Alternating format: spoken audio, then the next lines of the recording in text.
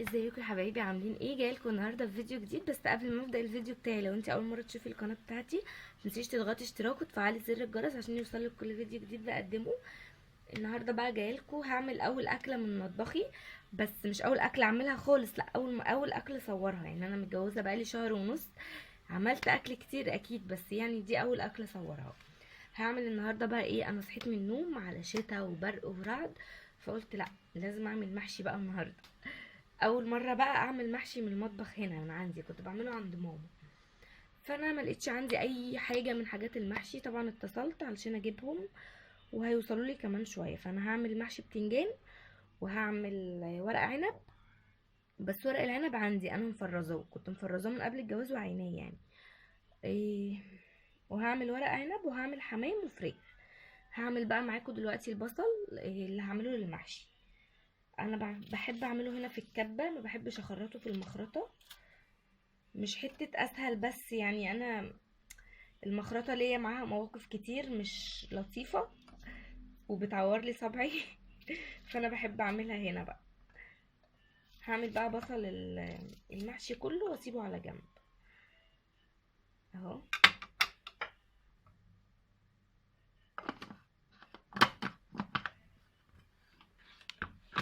هركب الكبة كده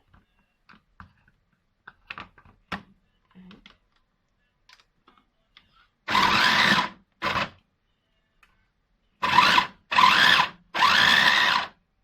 بصوا، هخلص بقى البصل كله وهرجع اوريكم انا هعمل ايه تاني. كده خلاص، انا خلصت كمية البصل كلها اللي انا محتاجاها، وخليت شوية هنا في الكبة علشان خاطر الحمام، الرز بتاع الحمام. تعالوا بقى اوريكم انا هعمل ايه تاني. بصوا مبدئيا كده، دي ميه سخنه وفيها شويه ملح. ده ورق العنب اللي انا مفرزاه اهو. مش هعمل فيه اي حاجه غير ان انا هحطه بس كده في قلب الحله، يا دوب بس كده ايه، يفك بس من يفك بس من التلج اللي هو فيه. بس مش هعمل اكتر من كده، هرجع اقلبه كده. بس النار مش متولعه، يعني انا دلوقتي مش مولعه النار، يا بس الميه غليت وطفيت عليها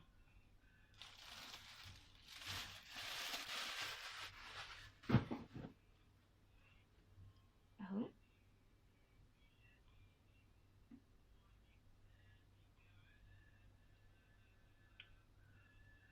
طلع بس حاجه اطلعه عليها.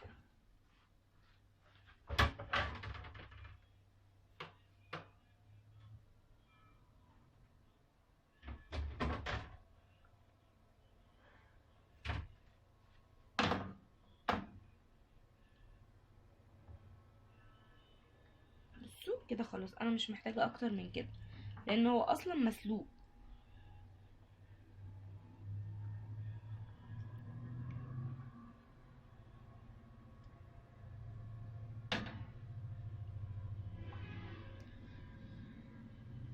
هخلص بقى الكميه اللي عندي كلها وارجع لكم تاني.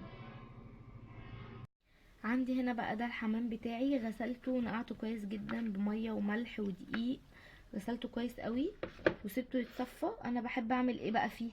انا بجيب شويه بصل وبحط عليهم ملح. بحب اتبله كاني هتبل فراخ. شويه ملح كده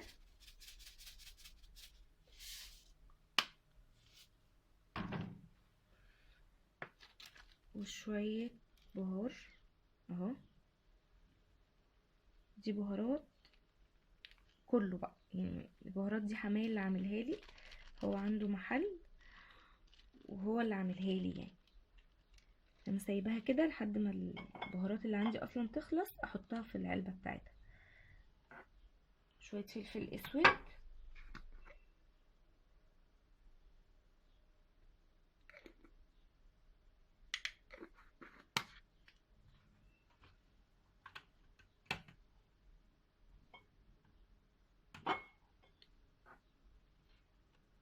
ورشة قرفة صغننة خالص، يعني لا تذكر يعني اهو.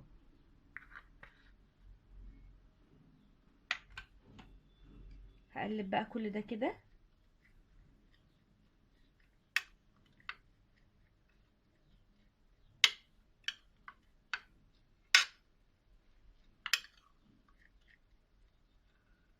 معلش بقى انا هعمل بايدي عشان ايه انجز. بس كده انا عملت الخلطه بتاعتي، انا ما بحطش فيها اكتر من كده. همسك بقى الحمامه كده اهو، افتحها كده من هنا وادخل الخلطه دي كده جوه، اعملها كده من جوه، هدعكها فيها كده من جوه. واحط برضو على الجلد بتاعها كده، واركنها كده. الخلطه دي بقى يا بنات بتخلي للحمام طعم تاني بقى، وخصوصا لو سبتيه، يعني لو سبتيه فيها شويه، مشتغلتيش في الحمامية على طول.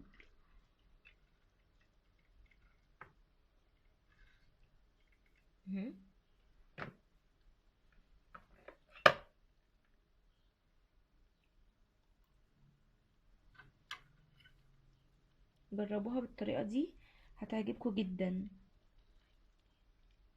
خلص بقى كله وارجع لكم.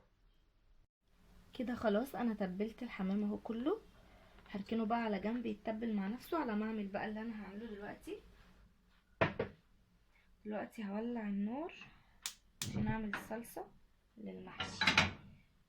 بصوا انا حطيت هنا معلقة زبدة فلاحي، ومعاها معلقة اللي هي الزبدة الصفرا اللي هي كريستال دي، وهحط بقى معاهم.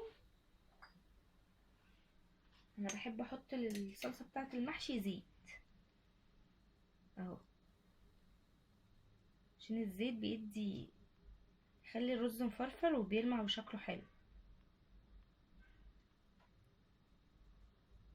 شوية كمان بس.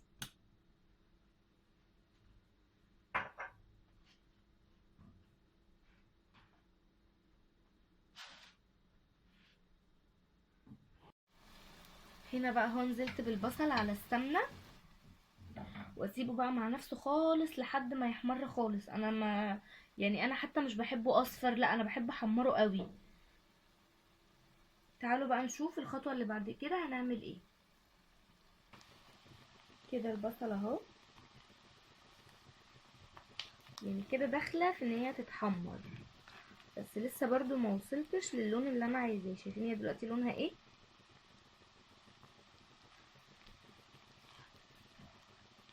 انا بحبها متحمره متحمره، اللي هو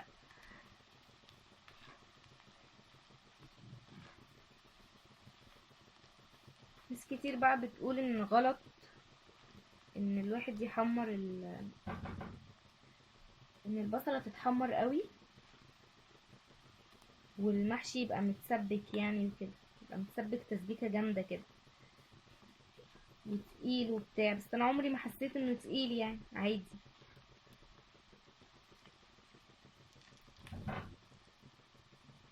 هي خلاص قربت اهي، بس مش باين عشان المعلقة السيليكون دي مع الزيت عاملة. شايفين اللون؟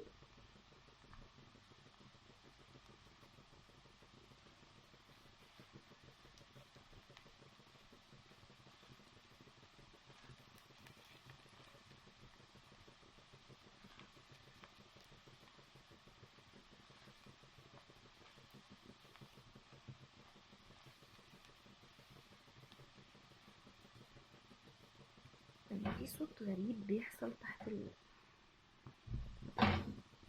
تمام.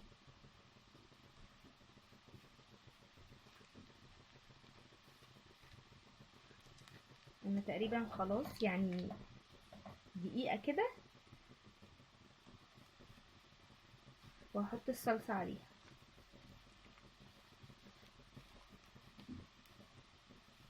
ريحتها يعني ريحة البصلة لوحدها من غير حاجة لسه تحفة.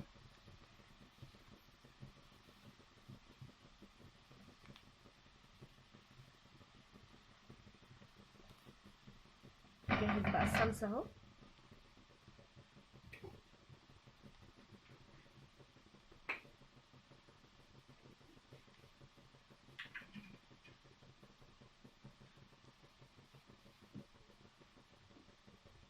انا مش هحط لها صلصة جاهزة ولا صلصة من اللي انا مخزناها. انا جبت كيلو طماطم مستوي شوية وحمرة جدا، فقلت ايه اعمله له احسن يعني. بس كده احط بقى الصلصه اهي، بسم الله.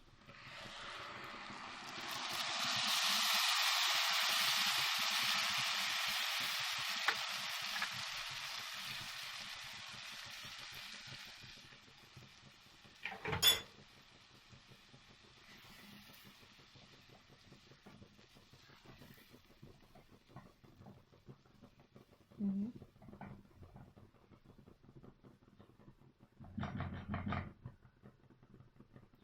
احط لها بقى التوابل اللي انا بحطها، هوريكم دلوقتي. اول حاجه ملح،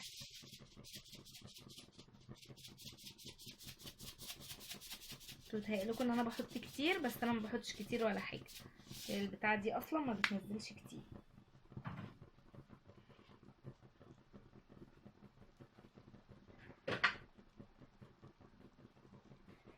فلفل اسود،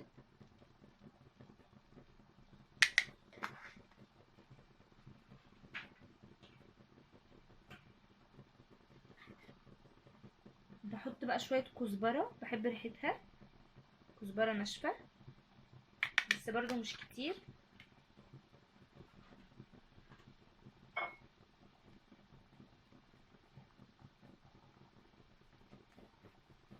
كمون،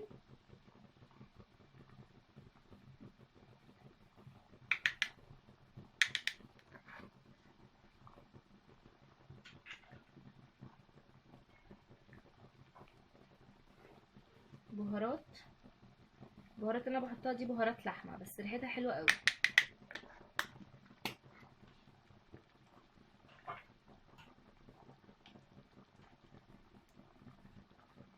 اخر حاجه بقى بحطها شطه، بس مش هحط شطه كتير علشان جوزي يعني ملوش في الشطه قوي، وكمان عشان ما يبقاش حراق قوي يعني. بس هقلب بقى كل ده كده.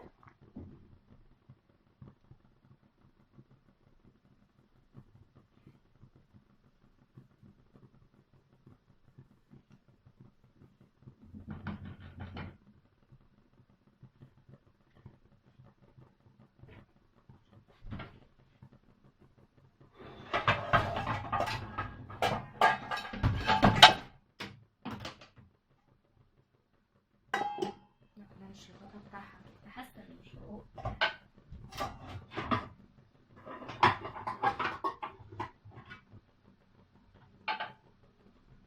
ما علينا، هغطيها بقى واسيبها تتسبك مع نفسها كده، اول لما تخلص هوريكم هنعمل ايه تاني. تعالوا بقى هنا كده نعمل الرز بتاع الحمام على بال بس ما الصلصه تتسبك. استغل الوقت كده عشان ما نتاخرش. هنا حطيت معلقه سمنه، احط عليها نقطه زيت صغيره عشان خاطر الرز برضو يبقى مفرفر وبيلمع كده. الرز بتاع الحمام بنات كتير جدا ومنهم انا ما كنتش اعرف اصلا، يعني كنت بعمل كده بالبركه ويجي زي ما يجي، بس لا، الرز بتاع الحمام عشان يقضي معاكي ويبقى كويس وما يفضلش منك اللي هو انت، في ناس ما بتحبوش لوحده. كل حمامية بناخد لها مثلا قد كده، يعني كده مثلا رز بس. هوريكم بقى دلوقتي انا هعمل ايه.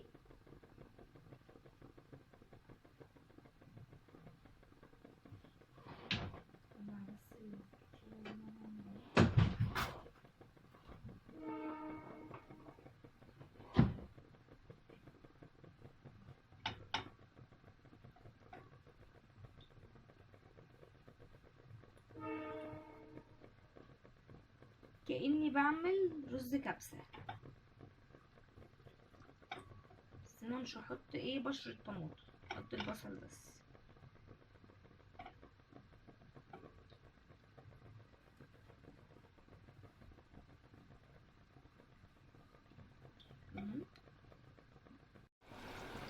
احط بقى هنا البهار، هنا كده فلفل،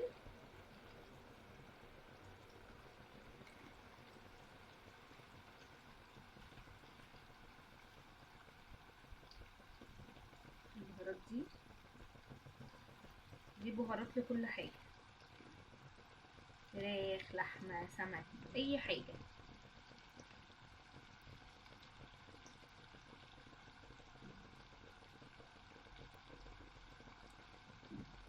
رشه قرفه صغيره.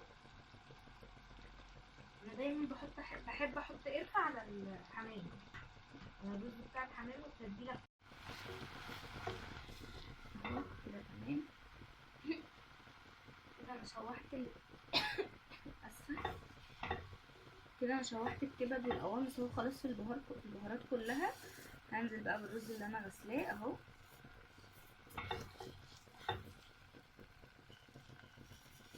زي ما قلت لكم بناخد لكل حمامية قد كف ايدينا كده رز.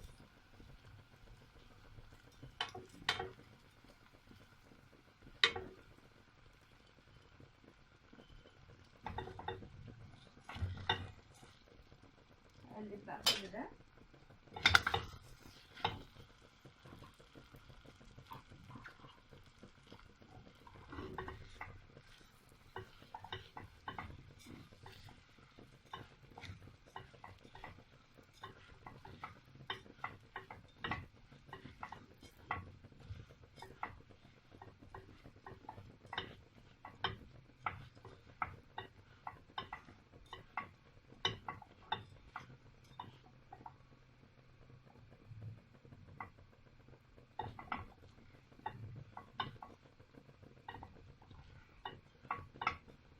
انا في غلطة شنيعة دلوقتي مضطرة اعترف لكم بيها ان انا عملتها، ان انا نسيت احط البصل، بس مفيش مشكلة هحطه برضو. كده كده انا ما كنتش اصلا بشوحه، يعني انا كنت بنزل بيه دوبك يصفر. هو كده برضو هيستوي مع الرز شوية، وهيدي برضو ايه، يخلي الرز ايه مسكر شوية، ولا كأننا عملنا حاجة. بس هيستوي وهيبقى زي الفل، ما تقلقوش.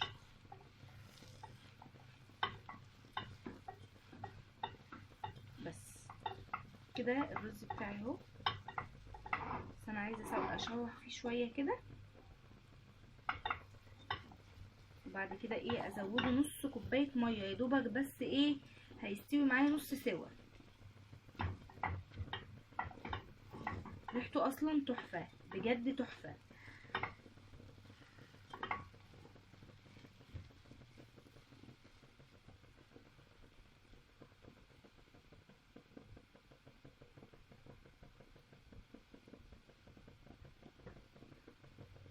هزود له بس ايه شويه بهارات، علشان بس انا عايزاه يبقى ايه مصفر اكتر من كده.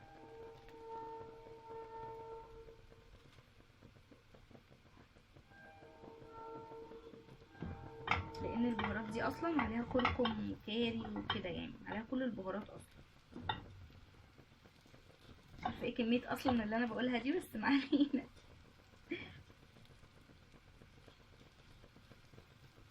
تمام كده. هجيب بقى نص كوبايه ميه اهو.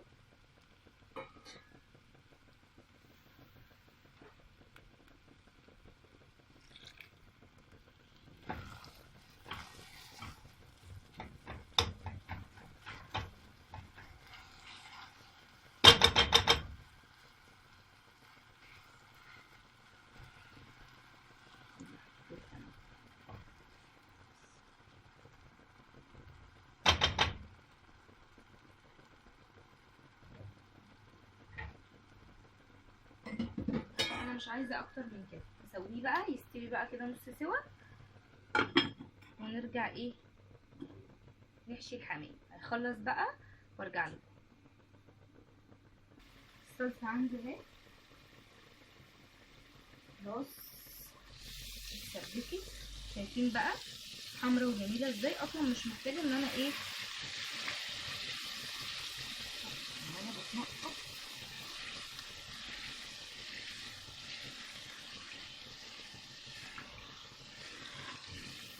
محتاجه ان انا احط لها اصلا صلصه كده، طبعا انا مش هحطها كلها. هوريكم انا هعمل ايه دلوقتي. حطي عليها بس ثانيه على ما اجيب حاجه احط فيها.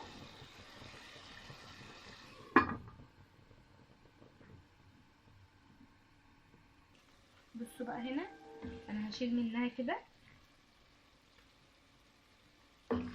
عشان خاطر ايه، لو جت كتير لازم ازود رز فمش هعرف اتصرف. انا كده بشيل منها على جنب اهو، هطفي بقى كده خلاص.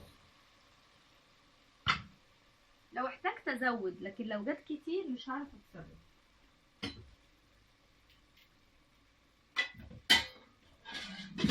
ونفس الحكايه برضو مع الرز، يعني انا برضو مش هحط الرز كله اهو.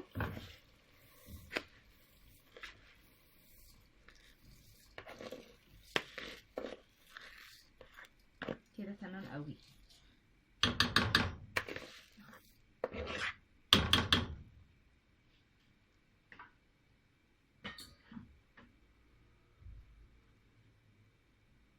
وانا بحشي بقى لو حسيت ان انا محتاجه رز او صلصه، فالرز موجود والصلصه موجوده. مش محتاجه بقى خلاص، الرز هعينه في التلاجة واطبخه بكره، والصلصه هتتعمل في الفريزر ويبقى دي صلصه محشي متسبكه جاهزه. ومش شرط محشي، ممكن اعمل بيها اي خضار تاني. تمام كده. انا محتاجه ايه؟ معلقه صلصه.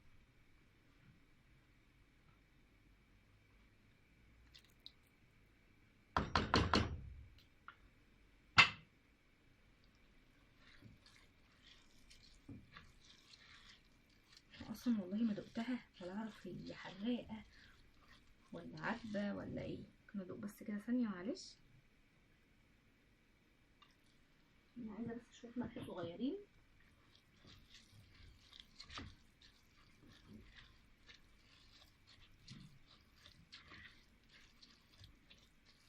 كل حاجه فيها تمام ما عدا الملح. عاوز بس شويه ملح صغيرين كده.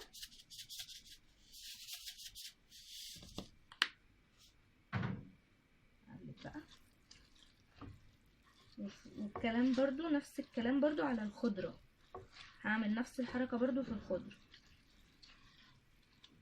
عشان الحاجه ما تتبقاش منك. اصل انت لو بقى منك رز محشي هتعملي بيه ايه؟ انا بحب اكله كده، بحب اسويه لوحده واكله، بس مش على طول يعني، اللي هو عادي اهو. احط الخضره كده اهو.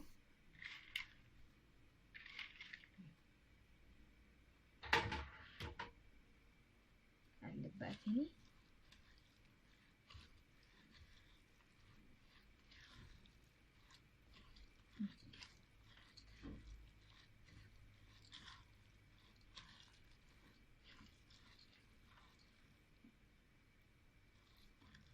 بعد بقى مش هعين طبعا الصلصه ولا الرز ولا كل الكلام ده غير بعد ما اخلص ايه حشو، واشوف بقى انا محتاجه مش محتاجه. شايفين اصلا لونها حلو قوي قوي.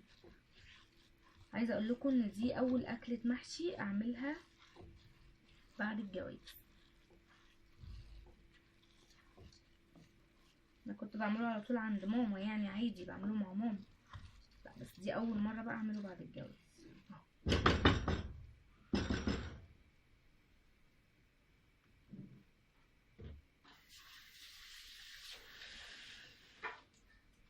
اوريكم بقى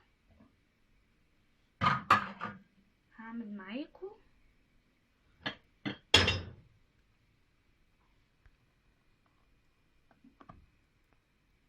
بصوا بقى معلش،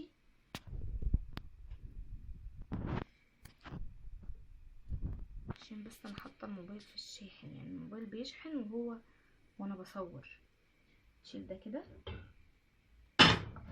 اجيب لكم الحله اللي انا هعمل فيها ورق العنب واوريكم. كده كده البتنجان يعني حشو معروف، ورق العنب برضه يعني، بس انا هوريكم كام صباع بس كده.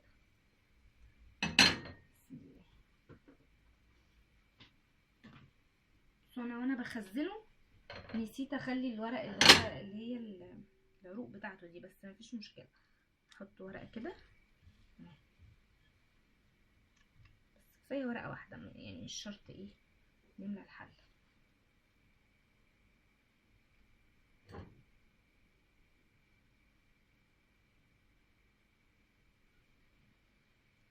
الورقه اهي معايا.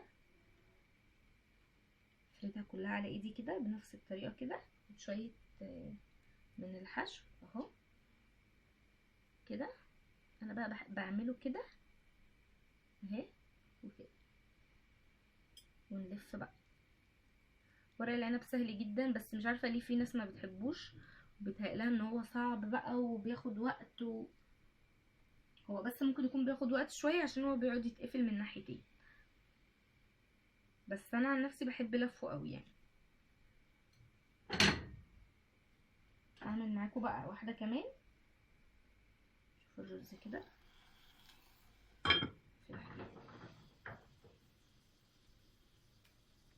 معاكم واحده كمان، وبعد كده بقى هكمل انا بقى مع نفسي واوريكم بعد ما احشي ايه الورق العنب والبتنجان اهو اهو اهو. والله انا بس مش عايزه وقت الفيديو يطول.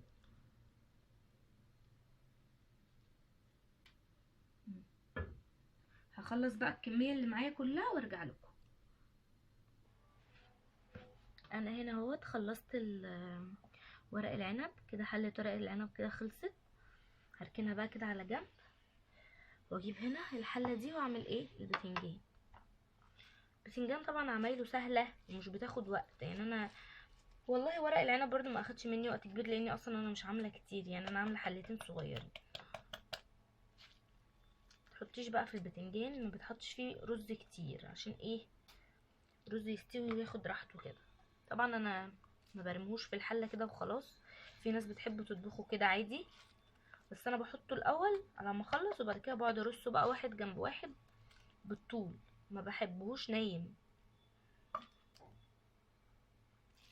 طبعا انا احتجت رز تاني واحتجت الصلصه واحتجت الخضره كده كله خلص. بس اللي انا عملته ده احسن يعني، لما تحتاجي وتحطي احسن لما تسيبي الحاجه تفيض عندك وتعينيها في الفريزر. انا عامه بحب الحاجه اصلا صبحه يعني، بس انا حاسه اصلا ان هيبقى ايه رز معايا. لو بقى رز هخليه بقى اعمل فلفلتين ولا حاجه.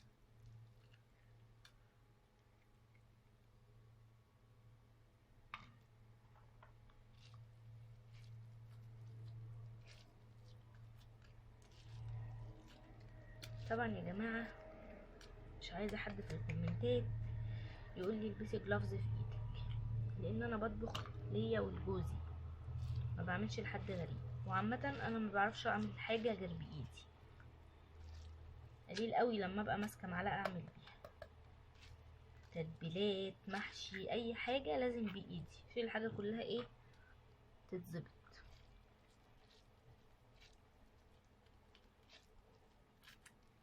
ما تنسوش اللايك بقى، لو جالي بقى لايكات حلوه كده على الفيديو ده هعمل لكم كل يوم اكل باذن الله، هصور لكم. ولو انت جديده بقى وحد جديد بيشوفني واول مره يدخل القناه بتاعتي، ما تنسيش بقى تشتركي قبل ما تخرجي، ما تتفرجيش وتتسحبي اشتركي قبل ما تخرجي. انا بس والله مش عايزه الفيديوهات تطول عليكم، بحاول اختصر على قد ما اقدر. هخلص انا بقى البتنجان ده مع نفسي وارجع لكم. كده اهوت البتنجان خلص، انا كده خلصته وحطيت هنا ميه على النار علشان خاطر اسلق فيها الفراخ. وده ورق العنب، وده ايه الرز بتاع الحمام. هنقعد بقى نحشي الحمام مع بعض وبعد كده اشوف هنعمل ايه. سوري بقى اني قاعده على الارض علشان انا بصراحه ما عدتش قادره.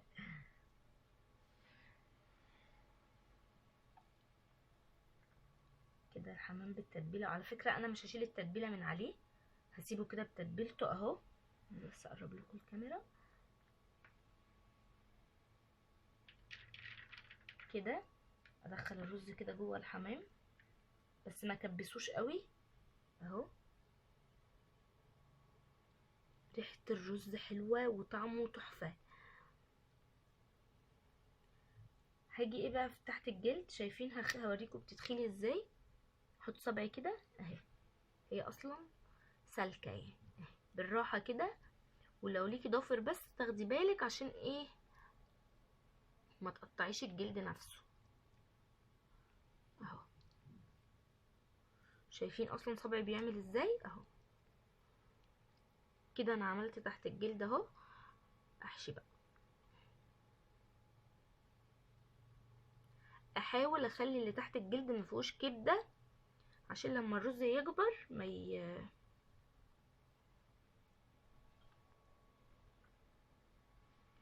ما يفرقعش الجلد، ما يفرقعش اهو.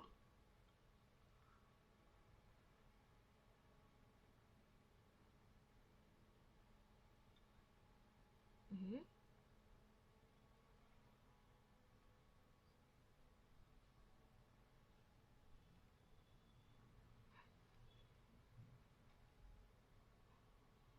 حاول كده لو في اي زيادات على الطرف اشيلها اهو كده. الحمامه اتحشت اهي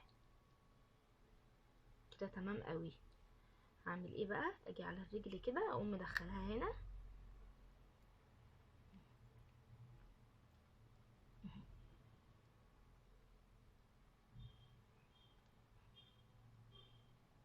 والرجل التانية برضو.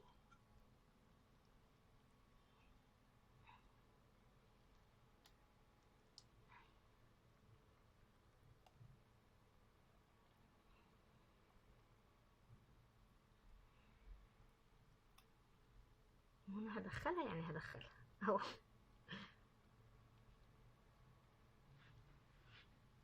هي برضو مش. باجي بقى من هنا كده اقوم عامله كده اهي لورا كده، واعمل دي كمان زيها اهي. واجي بقى من فوق من عند الرقبه دي ادخل برضو ايه شويه رز كده عشان تبقى كلها ايه فيها رز. كأني بحشي محشي يعني. الحمام سهل جدا والله العظيم، طريقته سهلة جدا.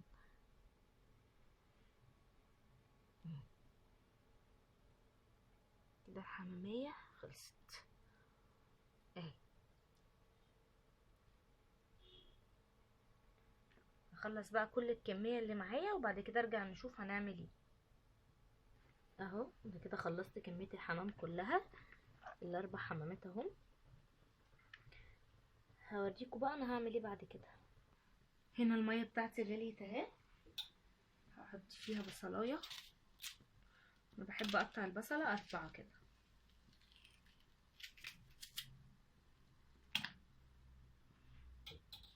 احط ورق لورا،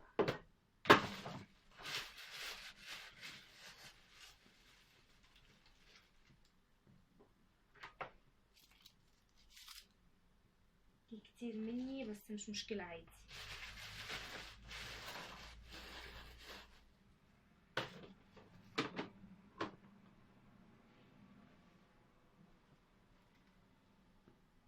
احط هنا بهارات للفراخ اهي.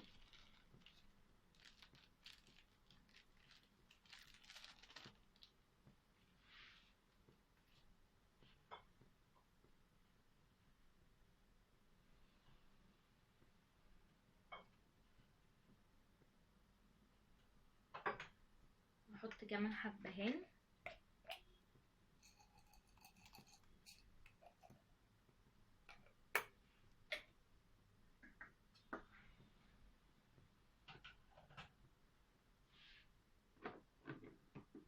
سيبها تغلي بقى غلوه كمان وبعد كده احط الفراخ بتاعتي، ولما الفراخ تستوي ازود المحشي وارجع اسلق الحمام. هنا حطيت ميه تانية هي بنات علشان اعمل فيها الحمام عشان بس الوقت. هنزل بقى كده حمامية حمامية بالراحة، وما تخافيش وانت بتنزليها اصلا مش بتتفتح، عمرها ما هتتفتح منك، بس اهم حاجة تنزليها بالراحة. حاولي تنفضي الرز اللي حواليها كده عشان ما يعجنش المية بتاعتها الشوربة بتاعتها.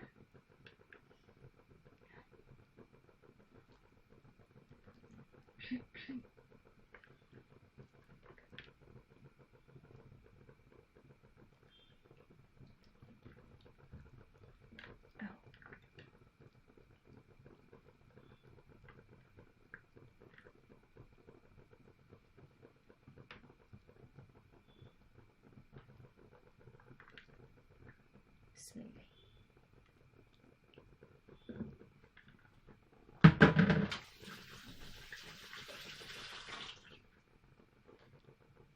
بس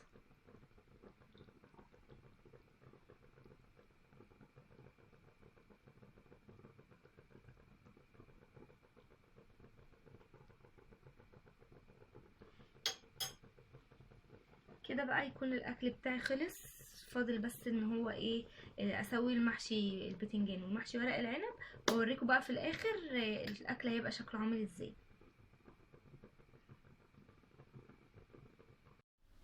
وكده بقى انا خلاص خلصت الحمام اهو، طلعته، والفراخ اهي. نزود بقى المحشي عشان ايه، ربع ساعة وهسويه.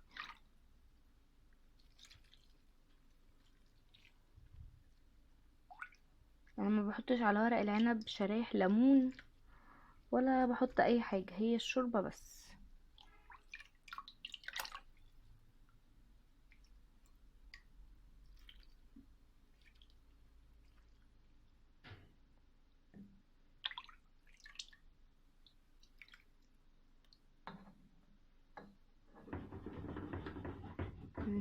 نعمل الحلة كده عشان خاطر ايه، الشوربة تدخل فيها كلها.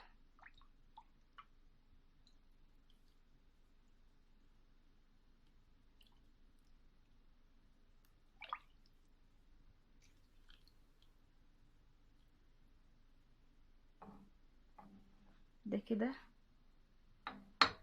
الايه، ورق العنب. البتنجان اهو وقفته زي ما كنت بقول لكم.